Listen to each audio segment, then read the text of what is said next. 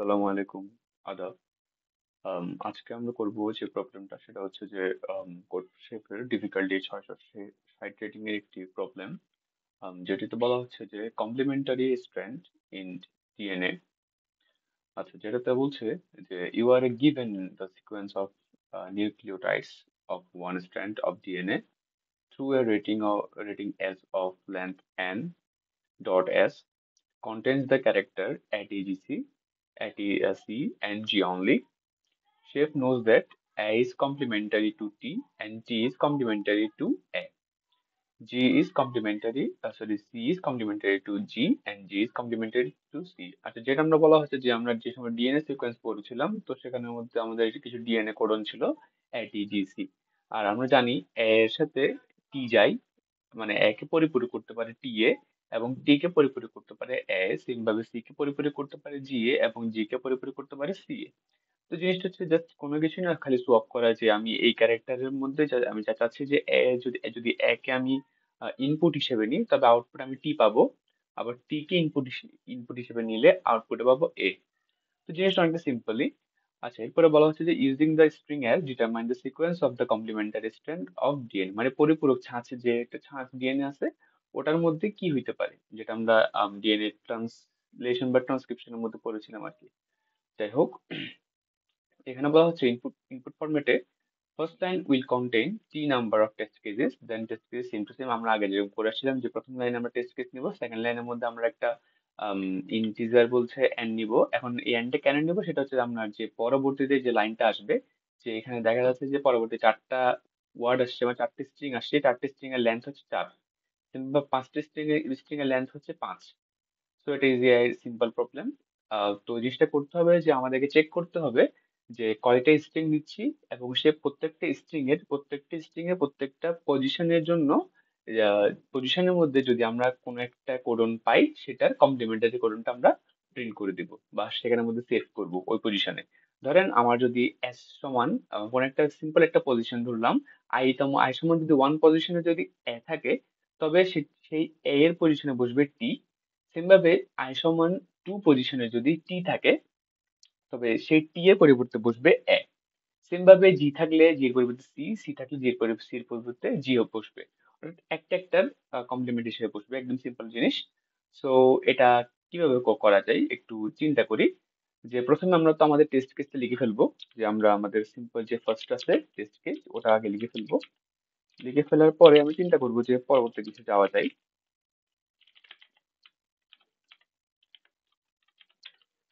তো এখানে আমরা চলে আসলাম। এই জায়গায় এসে আমার চিন্তা করতে হচ্ছে, আমাকে প্রথমে বললো হচ্ছে এখানে একটা ইন্টিজার নিব n, যেটি হবে এই স্ট্রিং এর লেন্থ। ওকে, আমি এই স্ট্রিং এর লেন্থ হিসেবে এটাকে নিলাম। তো আমি চাইলে কমেন্ট আউট করে দিতে পারছি যে আপনারা যদি না বুঝেন, এটা হচ্ছে যে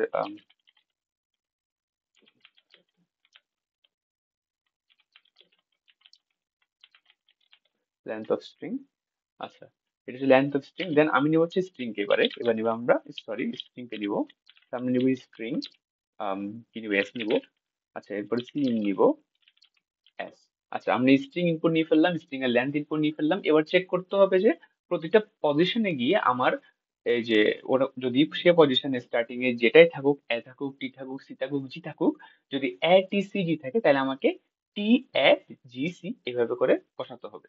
তো এই জন্য আমরা কি করতে পারি, একটা লুপ ইউজ করতে পারি। লুপের মধ্যে চালাতে পারি যে সেটা যদি চারটা স্ট্রিং হয়, চারটে স্ট্রিং এর জন্য 1 থেকে 4 নম্বর স্ট্রিং চেক করবে, প্রতি স্ট্রিং এ গিয়ে গিয়ে ও চেক করবে হচ্ছে যে যদি প্রথম ইন্ডেক্সে আসে, ইন্ডেক্সে গিয়ে চেক করবে যে ইন্ডেক্সে কি আছে, এ আছে না টি আছে। যদি এ থাকে তাহলে সেটাকে টি বানাবে।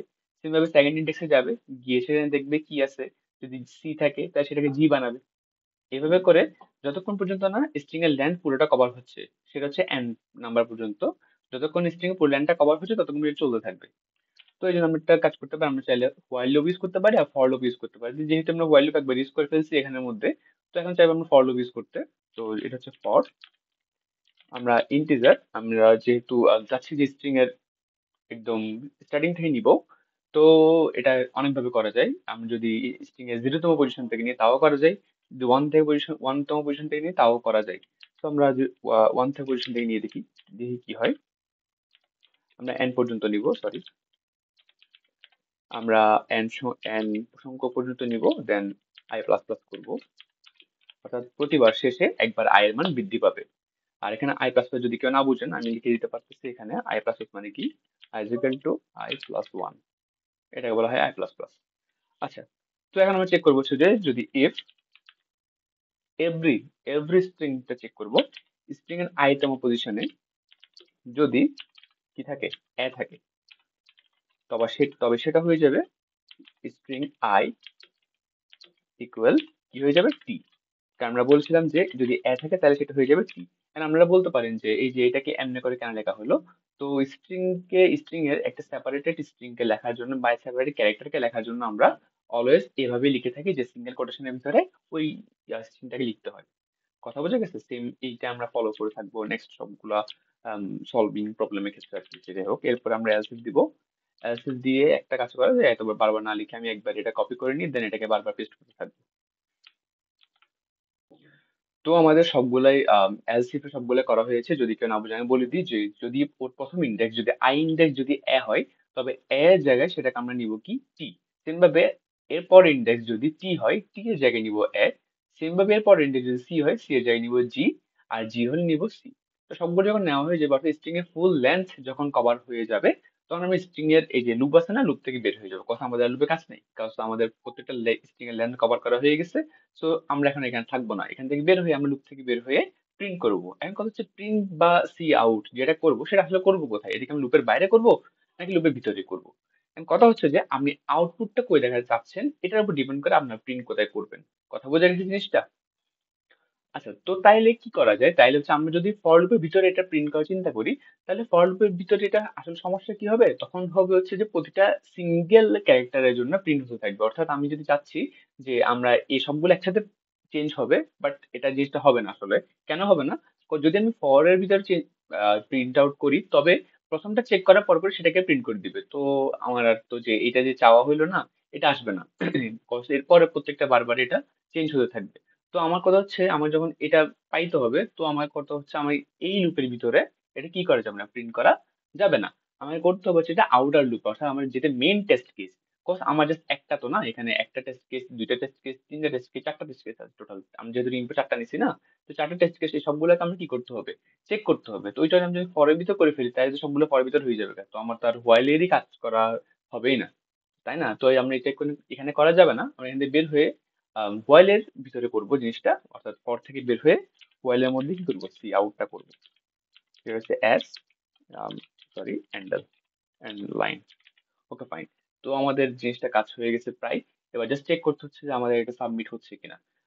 আমরা রান করে দেখি আগে প্রথমে, দেন চিন্তা করবো সাবমিটেডটা। ইউর আউটপুট আসছে। হ্যাঁ, এখানে একটা সমস্যা ক্রিয়েট হয়েছে যে আমাদের এখানে এক্সপেক্টেড আউটপুটের মধ্যে প্রথমটাতে অলওয়েজ ঝামেলা দেখেন। এই যে এখানে টি এ জিসি, বাট এখানে আসছে এ এ জিসি। এখানে আসছে সি এ জিজি, সরি সি এ জিজি। এখানের মধ্যে জি এ জিজি, অর্থাৎ আমাদের প্রত্যেকটা প্রথম ইন্ডেক্সে চেঞ্জ হয় নাই। এখন আপনি বলতে পারেন যে এটা কেন চেঞ্জ হয় নাই, কজ স্ট্রিং যখন কোনো কিছুকে নেয় ইনপুট হিসেবে না, তখন সে ওয়ানতম ইন্ডেক্স না ওর জিরোতম ইন্ডেক্স থেকে কাউন্ট করে। তো আমাদেরকে এটা জিরোতম ইন্ডেক্স থেকে যদি কাউন্ট করি, আফটার অল এটা ঠিক হয়ে যাবে। সো আমরা জাস্ট এখানে জিরো বানিয়ে দিব, আর কোনো কিছু করতে হবে না। তা জিরো বানিয়ে দিলে আমাদের কি, জিরোতম ইন্ডেক্সে যদি আমি প্রথমটাকে ধরি, তাহলে আমার কয়টা ইন্ডেক্স লাগবে, আমার টোটাল প্রায় পাঁচটা লাগবে। কিন্তু আমাদের যেহেতু জিরোটাকে ধরতেছি সেহেতু আমরা চারটা নিতে হবে। অর্থাৎ আমাদের ফুল এটার সহ নিতে হবে না, এটা আগ পর্যন্ত নিলেই হয়ে যাবে।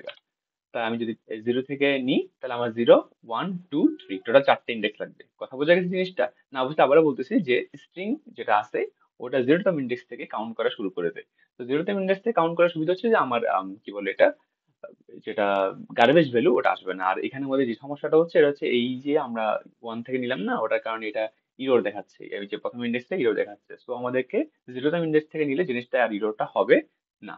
তো আমরা আবার রান করে দেখি এখন কি আসে দেখি। হোপফুলি এখন ভালো আসার কথা। অ্যাজ এক্সপেক্টেড যে এখন এটা ঠিকই আসছে, যে আমাদের জিরোতম ইন্ডেক্স থেকে নেওয়ার ফলে আমাদের প্রথম ইন্ডেক্সটা কাউন্ট হচ্ছে এবং এটা ঠিকঠাকই রান হচ্ছে। এখন আমরা এটা সাবমিট করবো, চেক করবো আমাদের কোড শেফে কি বলে।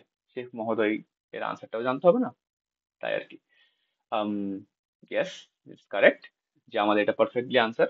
হয়তো আপনার ডিজেমেটিভ ব্যাচ দেখবেন যে আমি রেগুলার থাকেন এখানে, কথা আমি হাসি হুটহাট করে ভিডিও দিই। অলওয়েজ ভিডিও দেওয়াই হয় না, বিকজ একটু বিজি থাকে বর্তমানে।